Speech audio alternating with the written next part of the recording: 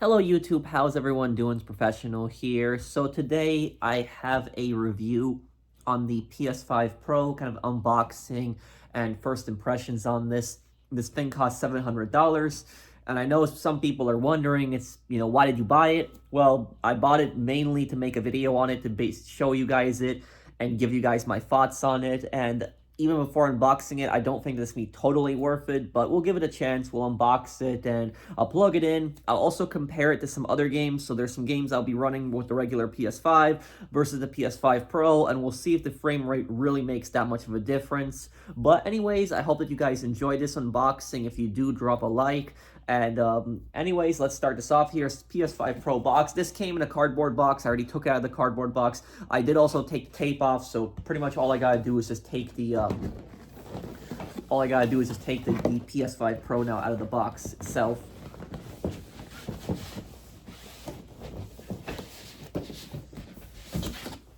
Okay, but here, this is the box pretty much.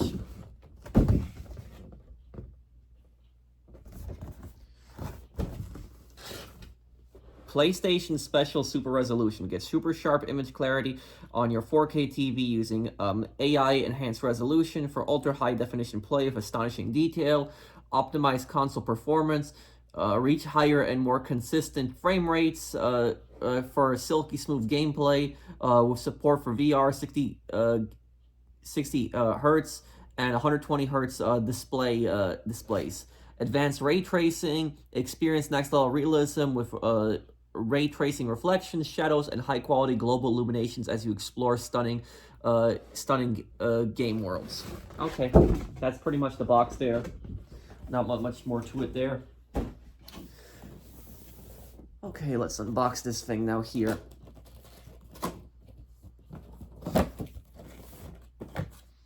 Okay, so first thing we got, power cord.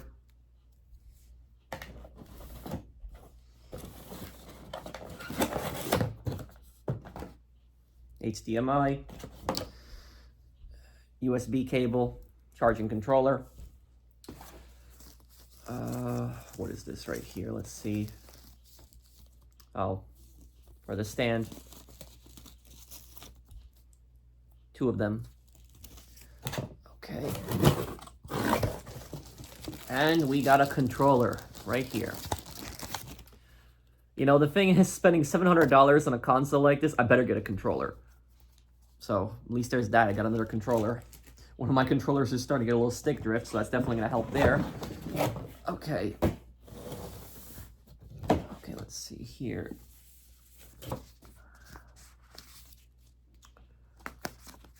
Instruction manuals, and nobody really ever reads these, to be honest with you guys. Okay, let's take this out. PlayStation itself now. That's about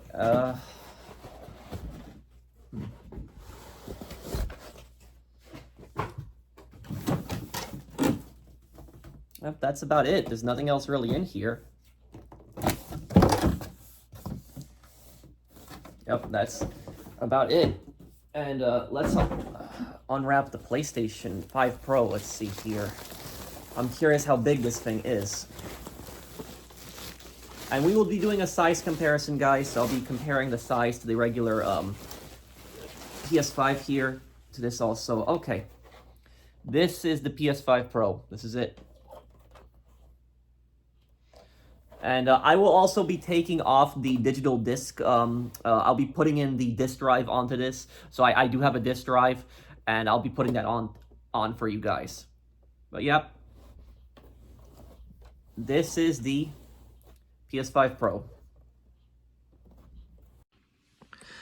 Okay, so this is installing the disk drive, and this is basically it. I got this from PlayStation Direct on the official PlayStation website. I refused to pay scalper prices for this. Thankfully, there was one available a couple weeks back, and I got this. But basically, this is what it looks like. This is the disk drive, and we also have the cover here. So basically, in order to install the disk drive, what we're going to do is we're going to just take this cover off here, and just do that until you basically just hear a click sound. And there we go, it's taken off. And now we just put this in. And you see that right there? Basically, we are gonna put that on top of that. But anyways, what we're gonna do is put this down here, line it up like this, see this? And then all you basically gotta do, press down. That's it. And you just hear that click, and you're good to go. And now we're gonna discard the old cover. The old cover, we're not gonna use this anymore. And what we're gonna do is, this is the new cover. Take this and line it up in the back, like this right here. Sorry, doing this with one hand, but a little tough. And then just, that's it. Make sure that it's on there, it's good. And we got it, it's on. And also, if you want to check, just press this button. You'll hear clicking because that button from the cover is going to affect the button on the disk drive. So if you just hear that that clicking, when you hear that button, it means it's good and it's in. And this right here, I'll show you guys this. Took this off earlier, but basically this, you would take this off if you want to put in an SSD. And basically the SSD would be right here. You just take a screwdriver and you just take this black screw off of this white panel right here. You just take that off. And might have to use the right there. And in here, you will see a single screw. And what you're gonna do with this screw is you're gonna take this screw off. And when you put in your SSD, the SSD is gonna get plugged in right here into this. And you're going to take that screw and you're going to put that onto the SSD to basically hold it down. Now, I have an SSD in my regular PS5, but the reason I wasn't able to put it in for you guys, I really wish I could have shown you guys plugging in my SSD. I couldn't because this screw, watch out for this screw because this screw is a giant pain. It's very easy to break the insides of this screw. What I did was I broke the insides of the screw on my regular PS5 and now I can't get it out. So I literally tried so many ways to get it out. I can't, and the SSD, the old SSD is stuck inside my PlayStation 5. So I'm going to have to figure out how to basically get that out. But basically, like the insides of the screw, those basically snapped, and now no screwdriver will fit in there. So this small little screw, be very careful with this. And also, I was not the only person that experienced this. I actually looked it up on Google that they broke the little screw on there, and so many other people had that issue. So basically, I don't know if this screw is as strong as a regular PS5, but it's basically the same size. So that's basically what I'll say about that. So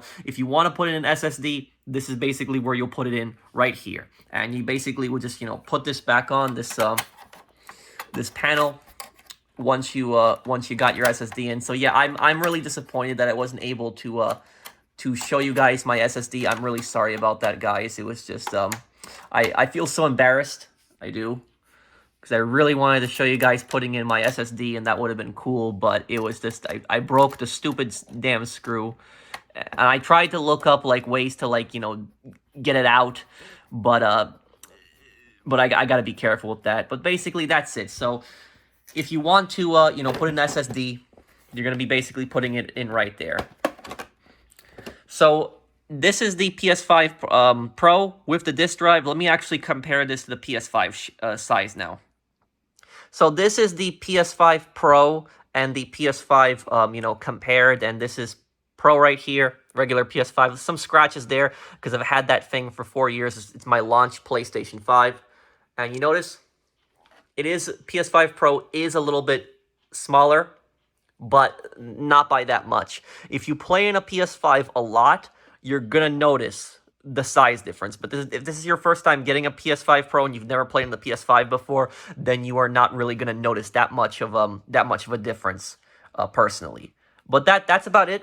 That is, their size comparison right there. So this is the PS5 Pro. I've got it plugged in. I've got an external Toshiba drive right there. And as for the USB slots down here, these are USB-C slots.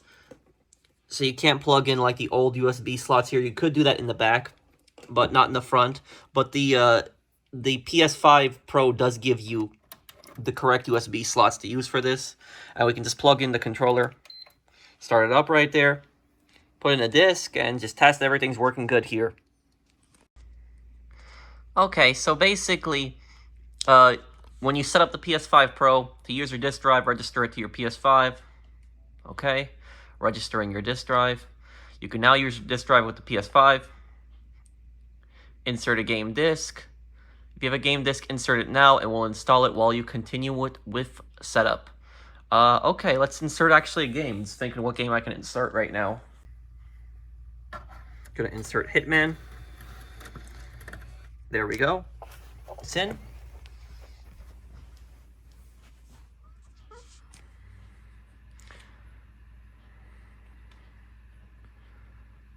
Okay, and we just gotta sign in right now. Let me just do that. So this will basically right here let you transfer data from another console. If you have a PS4 or PS5, you can transfer your game, save data, and more as PS5. Yeah, skip and finish this right here. I have all my, my saves uploaded to the online save. So there's that.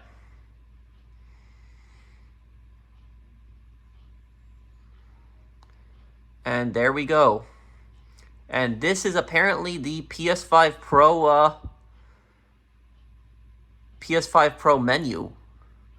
It looks identical to the regular one, but you have that interactive kind of background there. But my question is why we can't. My question though is why can't we have themes on the PS5 by now? People have been waiting for themes for a long time. Hitman is installing. It's already at 21%. But yeah, this drive works there perfectly. And, there we go. Let me actually show you guys some gameplay right now. Okay, now here, guys, I have a side-by-side comparison of 3 games.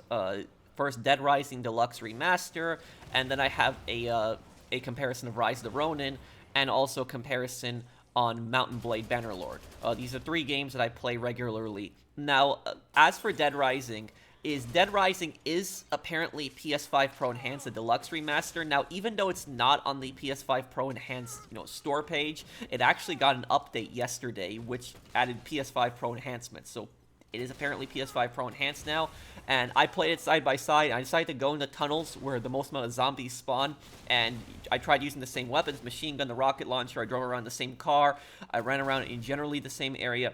And I will be honest with you guys, I really did not notice any difference. If anything, maybe on the PS5 Pro, the car was a little bit brighter. Maybe there's that. It was a little bit more white. But other than that, I really did not notice any kind of difference. It is really ultimately the same gameplay. But anyways, let's just continue it here. And I'll have timestamps down below if you guys want to skip each specific footage. But if you see any difference between, in Dead Rising here, let me know. But I honestly see no difference.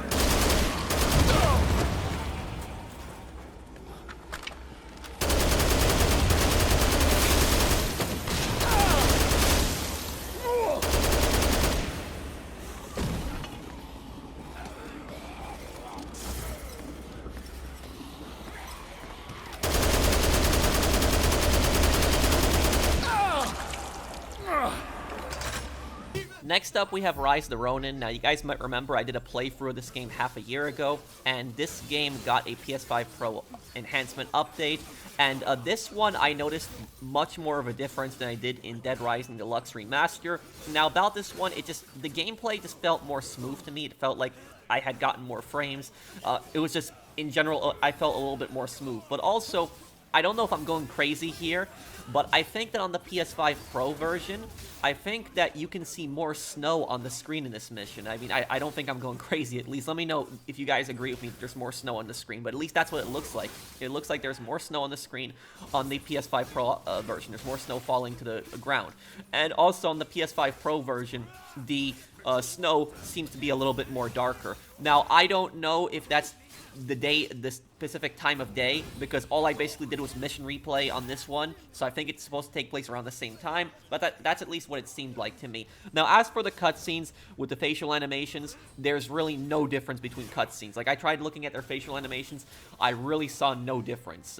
I didn't see any kind of change, nothing whatsoever. It's just when you look at the snow, you'll see a little bit of a difference there, and I think that there's more snow that is falling, and it felt a little bit more smooth to me. But again, this is not something that is going to drastically change the game for you. Yes, you might notice a little bit of a difference, but it's not, something massively significant. And I'll be honest with you guys, that about that snow thing, I would not have noticed it if I had just been playing the PS5 Pro version.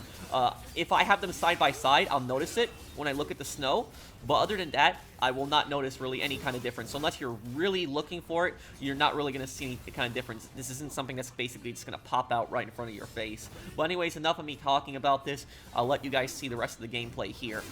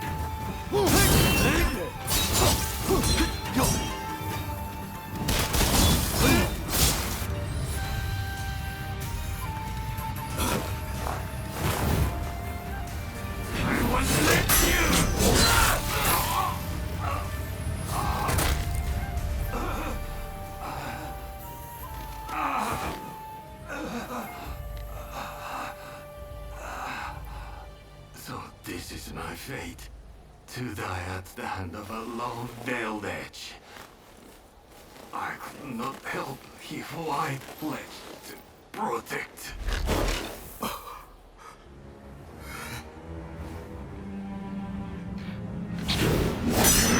I've got my hands full! The rest is up to you!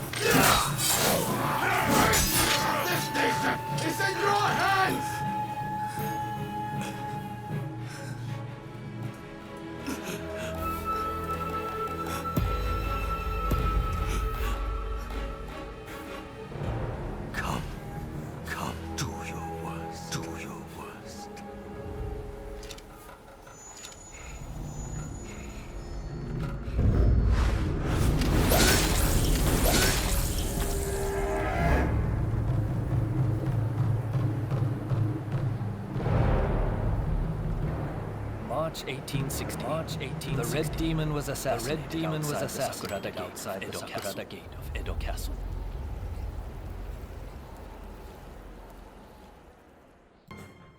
And lastly here, we have this game called Mount & Blade Bannerlord. A lot of you guys might not have heard of this game. It's not that popular, but it's actually one of my favorite games, my favorite medieval game, actually. But about Mount & Blade Bannerlord, in this game, you can actually make massive custom battles with actually hundreds of units at once.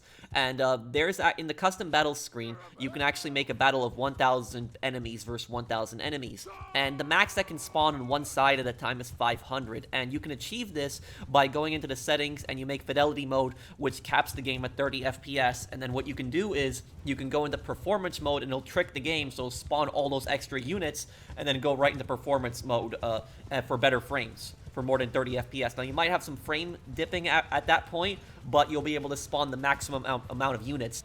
And here I spawned 1,000 horse archers versus 1,000 horse archers. At this point, it's 500 versus 500, but what happens is when a good chunk of the enemies dies, the other 1,000 enemies will actually spawn. And you can see we got so many enemies on the screen right now, so many people just firing arrows, and whenever it appears green like that, it means one of my units has killed an enemy unit. When it appears red, it means one of the enemy units has killed one of my units. But basically just killing each other over and over here. And I've noticed that on the PS5 Pro, I really did not have any frame issues, really anything. And on the regular PS5 version, there aren't really that many frame issues either when you go from fidelity to performance after you spawn a ton of units. But there are times where frames do dip a little bit, especially when you have so many units right next to each other, and these guys are all running around on horses, which is creating also more things to spawn. I also made it winter, which winter adds an extra covering on it, so that also the frames. Also arrows, all the arrows going off, that's definitely contributing to the frames, so I wanted to see how effective this was. Now, as for the snow, there's no graphical difference, guys. The reason that the snow is a different color here is because it's afternoon on the PS5 Pro version, where in the PS5 version it was midday. So that's the difference, just a time.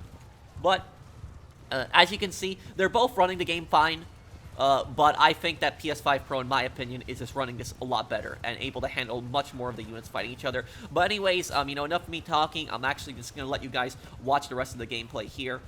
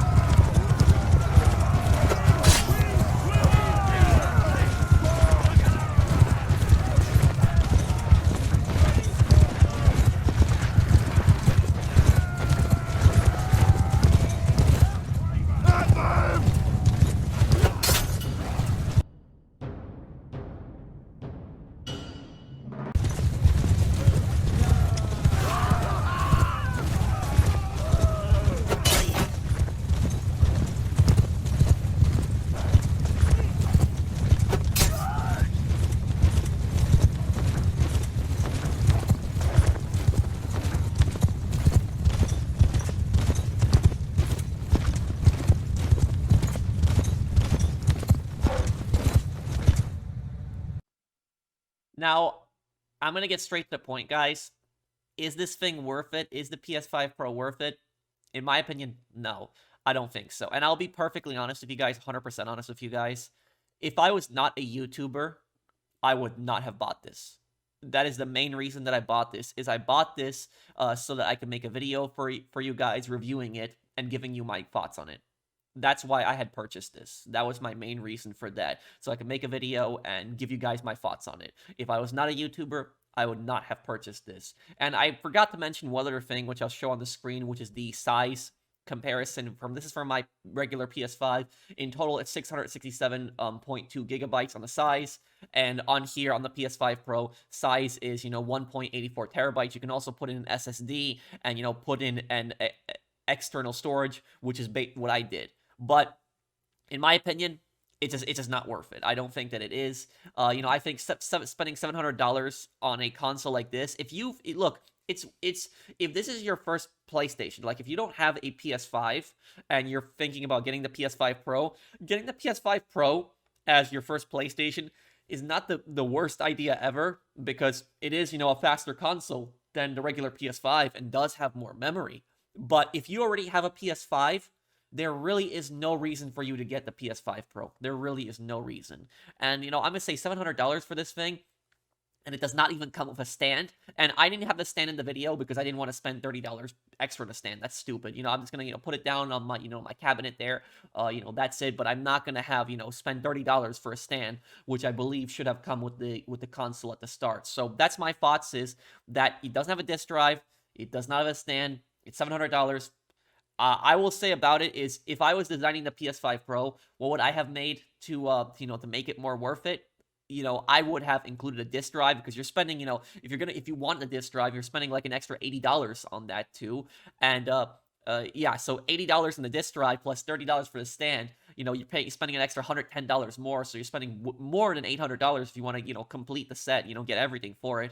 That's kind of stupid. I would include the stand with it, and I would include the disc drive. And what I would do is I would probably throw in 1 year of PS Plus, because throwing in 1 year of PS Plus with this, that really wouldn't hurt Sony in a financial loss, because it's their choice whether they want to give people service or not. So, giving somebody 1 year of free service, they're not really losing money on that. It's not like they're giving, a product away. They're just giving more of their online service away. And the person's going to play for a year, and when they're playing for a year, they're probably going to buy games in the PlayStation Store, and they're probably going to spend money directly through PlayStation. So that's going to make Sony money. So that's what I would have done. If I was Sony, I would have included disc drive, included the stand, and I would have, on top of that, yeah, I would have basically included 1 year PS Plus. Would have done that. I think that would have been good, and I think that would have attracted a lot more people to the console. But as it stands right now, like this, and also when I look at the background on the PS5 Pro, it does piss me off like this, that why don't we have themes on it? PS5 has been out for 4 years, and we don't have themes. I want themes on the PS5. I think a lot of people can agree with me on that. So that basically, my final verdict on this, guys, is I will give the PS5 Pro a 6 out of 10. That's basically it. And I think that it's what's really preventing me from giving it a higher score. Lack of a disc drive, lack of a stand, basically the $700 price point doesn't even include PlayStation Plus, doesn't come with it. There's not even a game that's included with it as well. So that's what I would ultimately put it as. If this is your first PlayStation, if you don't have a PS5 console, if this is your first PlayStation, it's not the worst idea ever to get this as your first console. But if you have a PS5, like I said, there is no reason for you to get this. If you want, you can just buy an SSD and you can just put that inside your PS5 to give you more storage. But there really is no reason to get this if you are, if you already have a PS5. Yes, there is a better, faster processor. Yes, some games get more frames. There are games that are PS5 Pro enhanced, but it's not something that you're gonna notice. It's not, and I played a lot of Rise of the Ronin, and when it comes to the snow in that mission, I didn't really notice it unless I put it side by side. So when I put it side by side, that's when I noticed the difference. But if it's not something that you're gonna notice, just playing the PS5 Pro version, you'd have to compare it. So it's not like some massive graphical upgrade. You're not getting that basically with this. So that's ultimately my thoughts on this. If you want to get this, guys, I would say is wait until it's on sale. That's what I would say is Black Friday is coming up. there might be PS5 Pros that are on sale on Black Friday, and also if you wait until after the holidays, there might be people that might get PS5 Pros for like the holidays and they might not want it, and what they might do is they might sell it on eBay for less, so they might sell it for like $600, like $100 less, and you might be buying a used console, but you're saving $100 on it. Somebody that just got it for the holidays and barely used it. So that's what I'll say about that. If you're gonna get it, wait, wait until a sale. But don't buy this if you already have a PS5. If you have a PS5, don't buy this. I just don't think that it's worth it. If you have a different opinion than me, let me know in the comments down below. But thank you guys for watching. I hope that you guys enjoyed this video and enjoyed this review. If you like these unboxing and you like these videos of me just reviewing this tech stuff, I hope I did a good job on the review. I don't really do a lot of these tech reviews, but I did my best attempt at it. So thank you guys for watching. If there's anything I can improve on in the future, let me know. And I'll see you guys on the next one. Take care, everyone. Have a wonderful day, guys.